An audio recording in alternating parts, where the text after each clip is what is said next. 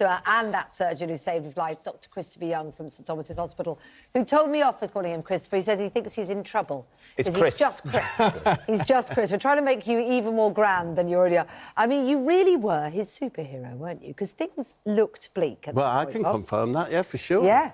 Yeah. Yeah. Yeah. Would you wouldn't normally do your surgery in a pub, would you, Chris? No, that's a first. That's a first. That was a first. Yeah. Not the last time. If you stay friends with Bob, though, you'll be doing it. I didn't know I could dance like that. I mean, we'll touch on the series first, Bob, if we may, because it's a series that's sort of snuck up on everybody. You and Paul, good mates for many years, both having these heart problems at a certain time in your life. Paul decided to take you fishing, and you sort of took this idea to the BBC, and this extraordinary series has been born out of that simple idea. I was fishing last weekend, and Paul and I going fishing in a couple of weeks. No, I just love being like immersed in the river, and I was so surprised. I've lived here for 60 years, but discovering just how beautiful the UK is as well. You know, tonight we're on in Yorkshire. Yeah. Well, everywhere we've been has been spectacular, you know, so, yeah, it's good to be alive, as it were. Quite. And do you think, though, I mean, I realise, because I don't come from, like, a family of fishermen or anything, I didn't realise just how many people are passionate about it. Do you think that is part of the reason why so many people are, that it's a chance to sort of be still and take in the beauty, rather than just literally sitting on a riverbank? It gives you a whole purpose, doesn't it, to be there? I think that there must be an element of that, because nothing happens in the show. Yeah, I think that might be the secret. It's the antithesis of everything else, though, isn't it? Yeah, everything is so fast-paced and immediate now. And there's this extraordinary thing, of course, because this man genuinely saved your life, Bob. Yeah. No, I think about Chris a lot, and that... the thought, on the show tonight, you'll hear, and I don't know if you know this, Chris, you have that lovely Irish nurse that looks after patients. And she said to me, you'll never be the same after someone's actually held your heart. Because, Chris, you take it out, don't you, Chris?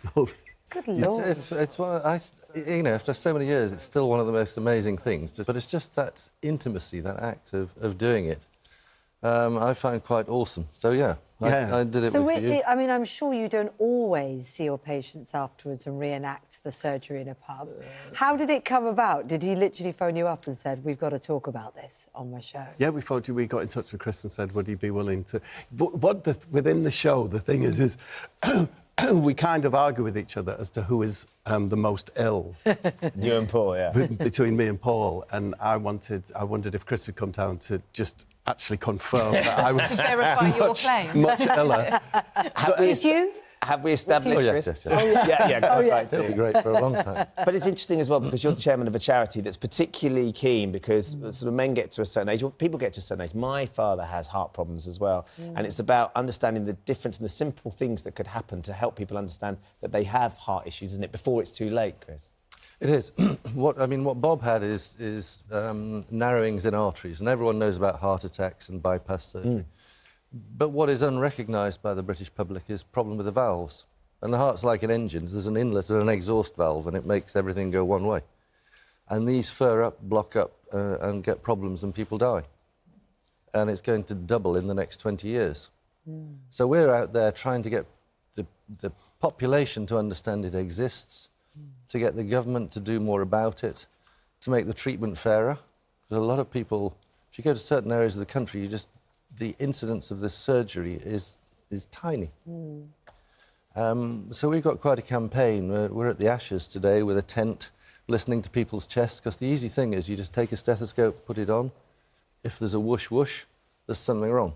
It's as simple as that. And we want people more and more to have their hearts listened to. I think Joe Root's heart would be beating quite fast at the moment, quite frankly. Yeah, I bet it is. And so what do you do? How would you know? I mean, how did you obviously were in a terrible plight, but how can people keep an eye on their arteries? Well, the problem with heart disease like this is that the symptoms are the symptoms of ageing. You slow down, you lack energy, and you get breathless. And you say, well, I am 65, 70, whatever.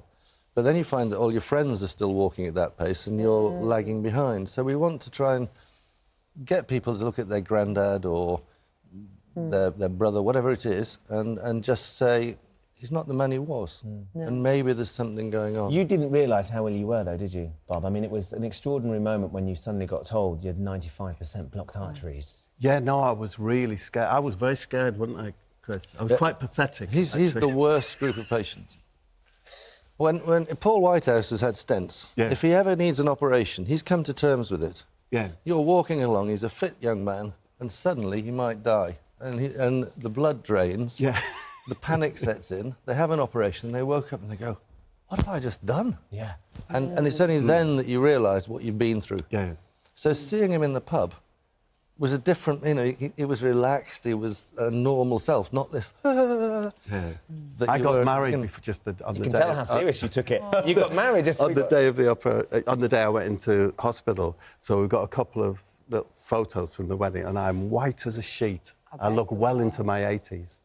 Wow. And that happened over about 3 days. You know, My husband looked a bit like that on our wedding day as well. But I think it was for what was to come. It wasn't that. But, and now, though, Bob, because the series has been a great success, it's lovely watching the two of you, but how is your health and how are you feeling? And how did you change? I feel great.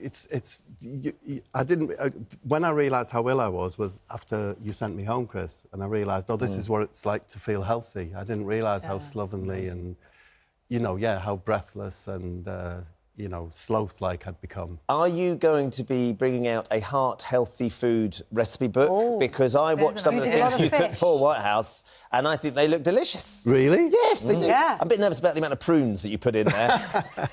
But this could be a new career move for you, Bob? Well, maybe, yeah. I mean, it is important diet, isn't it, Chris? Absolutely. It's like if people are a bit more... Because it's so easy to change, Simple, small things. It's just tiny things, yeah. Are you starting to do as much exercise as Paul's doing? I don't do any exercise. See that? Paul's religious about his exercise. He is 4 or 5 times a week. Just to finish my story about the nurse, she said, when you'll feel very different once another human being has held your heart, and she said, you want to make sure that the person who touches it is a good man, and Chris is a good man.